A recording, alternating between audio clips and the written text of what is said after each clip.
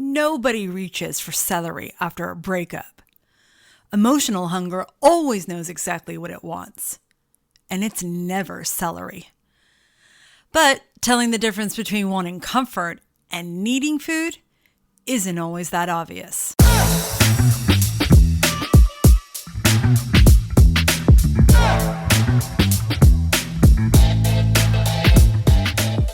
Welcome back to the Original Self Podcast. This is the last episode in the series Before the Rules, A Psychology of Food. And today we're finally answering the question that we asked in the beginning of the series, which was, who were you before you were taught how to be around food? We'll get there by talking about how to actually tell hunger from just feeling comfort, and about trusting yourself enough to stop keeping score. Today isn't about finding another answer or another set of rules. It's about finding our way back to ourselves. It's about learning the difference between comfort and hunger and rebuilding trust in our own bodies. I'd love it if our first thought were to remember that beneath every rule we've ever followed, there's always a person worth listening to. Trusting ourselves isn't something we can just simply decide to have inside at all times. It's built over time. And by listening to this series, it's a lot about knowing the possible why we instilled or succumbed, basically, to the rules our entire lives, and then trusting that we can live differently. So the way I would define self-trust in the context of eating is not believing every craving is right, but it is believing your body's signals are worth noticing before you dismiss them. It means listening instead of overriding on reflex. It's staying curious about what you discover instead of judging yourself afterward. See how you flip that thought process, that perspective? Not judging yourself, but just staying curious about what you discover of how you acted, what you just did. Throughout this series, we've seen that trust gets worn down. Food engineered to override natural stopping points, systems with little interest in whether your appetite made any sense whatsoever, and patterns inherited before you ever had a say. Over time, it's easy to believe the scale knows more than you do. The meal knows more about you. That almost everything outside yourself is a more reliable narrator of hunger than your own mind is. So here's what I want to offer instead. There's a name for the part of you that can tell the difference when given a chance. It's called interoceptive awareness. It's a bit of a mouthful. But what it means is your ability to notice what's happening inside your own body. It could be feeling a full bladder, a tight chest, a hollow stomach, maybe even a wave of sadness disguised as a craving for something specific. The founders of intuitive eating, Evelyn Tribole and Elise Resch, describe interoceptive awareness as something close to a superpower because it underlies so much of how we understand ourselves, like hearing or balance. It is a sense, and it becomes sharper the more we pay attention to it. Picture a moment where you're standing in front of whatever you want, the refrigerator, the cupboard, the pantry, wherever you keep your desirable food. And just picture yourself standing there looking at it, no particular plan. In that moment, two things are happening. One is your body's signal if you give it a chance to finish the sentence. The other is decades of noise layered over it telling you, that cupboard is either the enemy or the answer, when it's neither.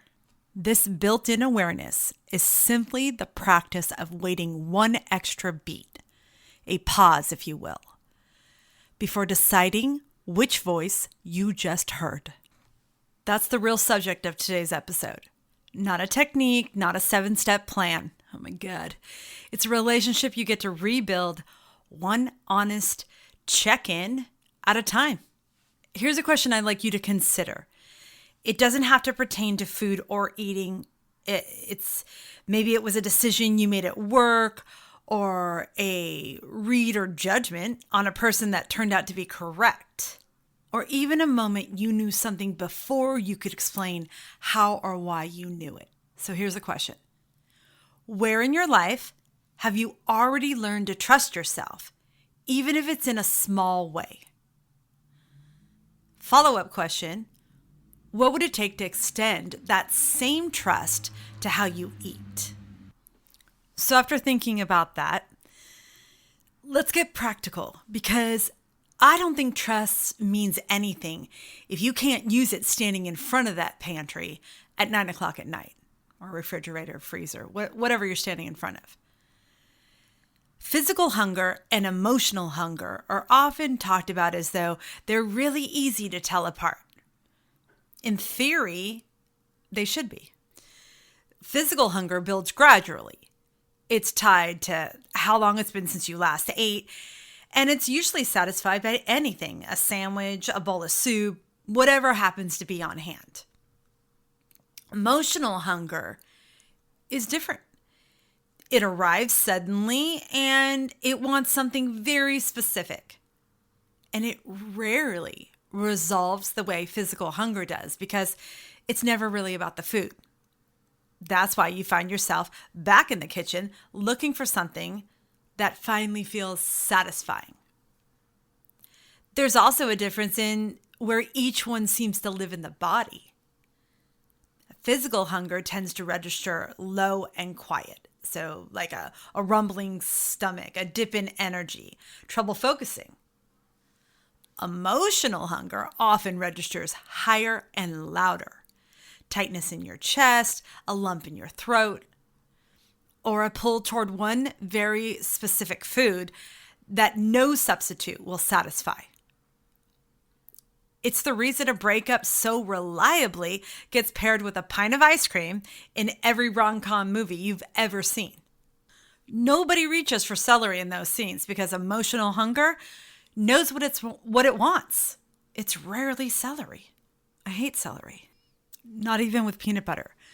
But all joking aside, I want to add an important caveat.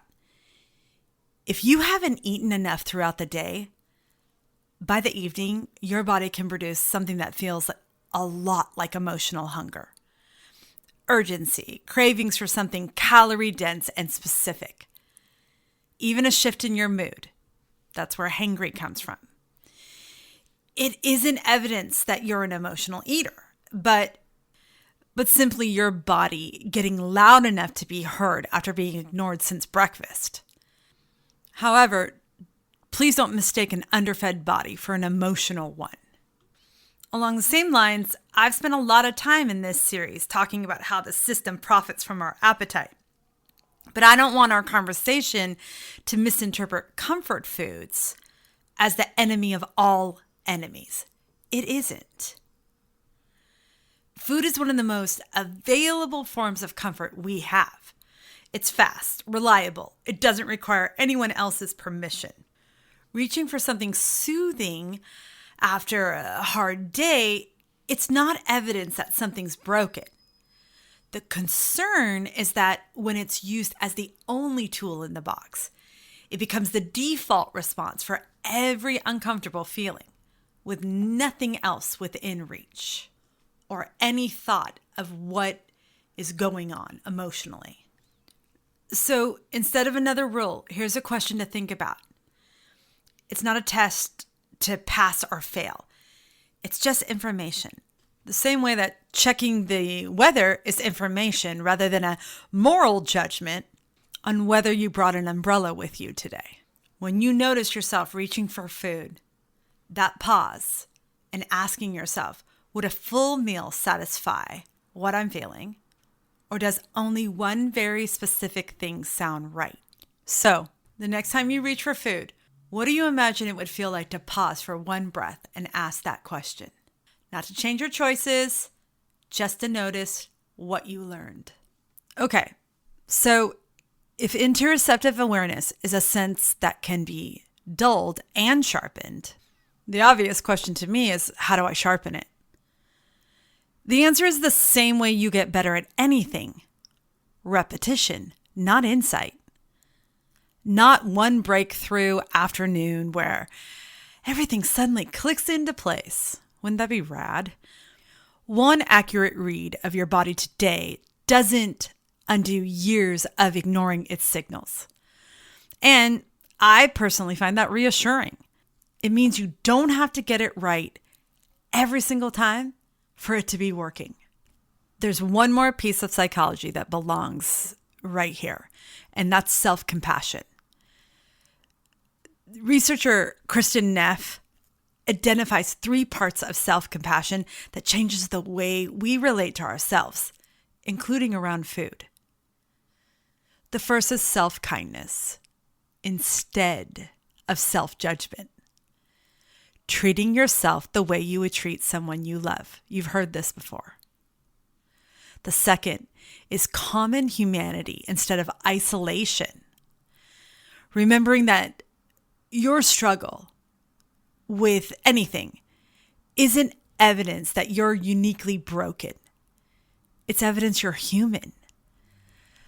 Living in a body and in a culture that made this difficult for almost everyone. And the third part is mindful awareness instead of over-identification, meaning that you're able to notice a craving without becoming it, or without letting one moment turn into a story about your character. I bring this up because I think self-compassion is what makes trust possible. You can't accurately hear a signal. You're already preparing to judge. Because if every craving is met with an internal courtroom, eventually you'll stop reporting them honestly, just as anyone stops telling the truth when they know they'll be punished for it. In practice, it looks much smaller than you would imagine. Notice what's happening in your body before you explain it, before you fix it, before you judge it. Just notice it. Think about how you build or rebuild trust between 2 people. It's rarely one grand gesture. It's usually small, consistent moments that slowly become a pattern. You don't have to train for the Olympic gold in interoceptive awareness. Just try once. Pause. Listen. Maybe once this week. Then try again. Here's another question for you. What is one small, repeatable way you could check in with your body today? As small as asking yourself, am I hungry? Am I thirsty? Am I upset? Am I totally bored? So let's bring this home. 8 episodes ago, we opened this series with one question. What happened to us around food? And I think we found a lot of answers. But those answers led to different questions. Like, who were you before you were taught how to be around food? I'm not asking you to remember some mythical version of yourself with a perfect relationship to food, or some golden age before diet culture where everything was simple and easy. I don't believe anyone really lived there. What I'm asking about is something smaller, and I think definitely more honest. Before the rules, before the shame, before the noise, there was a version of you that was simply in conversation with your own body. Hungry, then not hungry. Wanting something, then satisfied. The capacity for conversation is the original self this entire series has been circling. It was never a specific diet or a perfect set of behaviors. And relationships that have been damaged can also be repaired. Coming home, then, isn't returning to some flawless way of eating that never really existed. It's returning to a willingness to listen, and just as importantly, a willingness to be wrong, sometimes without believing that that says something about who you are. We all misread a signal occasionally. We'll reach for food when what we really need is rest, or connection, or 5 minutes of alone time. That's what being in an ongoing relationship with your body looks like. I'm going to close this series with something true in my own life. Today, what's different for me is that I don't feel at war with food anymore. I don't need to eat it all at one sitting. I don't feel trapped by cravings, food noise, or the belief that one choice determines my character. I don't spend my energy counting calories or trying to earn the right to eat. And that may sound dramatic, but it was true for so long that I didn't deserve to eat these things because of what they made me feel about who I was. Most of the time, I choose foods that nourish me. Most of the time. Sometimes I choose a snickerdoodle or a piece of pie, blueberry preferably. The difference is that I no longer carry the guilt or the shame, or truly the biggest emotion for me was the hopelessness that came with those choices. I've shared throughout this series that I take a GLP-1 medication. I don't want to pretend that it has nothing to do with this story I'm telling you now. It completely does. The medication has not done the work for me. But what it did do, as I've explained before, is it quieted the food noise enough for me to take that pause that I'm speaking about today. Because that pause changed everything for me. For the first time, I've had the space to ask why I was eating instead of simply reaching. That space has allowed me to become curious, to understand the psychology, to notice my patterns, and to begin changing them one small step at a time. Those small steps make me never want to vilify food again. What I trust now is that my body has something worth telling me. And if I just slow down long enough to listen, I can hear it. As I've aged, caring for my health has become one of the deepest priorities of my life. And understanding the why of my struggle with food, it's given me something I've never had before. Compassion for the person I used to be, but hope for the person I'm still becoming. I want to ask you the same question I've been asking myself for years. Who do you think you were before you were taught how to be around food? And what does coming home look like for you today? So here we are, the end of Before the Rules, the Psychology of Food. Thank you so much for taking this journey with me. I hope you leave this series a little more curious, a lot more self-compassionate, and trusting yourself a lot more than when you began. If that's happened, even just a tiny bit, then I think we've done something worthwhile. Again, thank you for listening, for reflecting, and for allowing me to be a part of your journey. You can find all of my contact information in this episode's notes. But until next time, take good care of yourself and have a great day.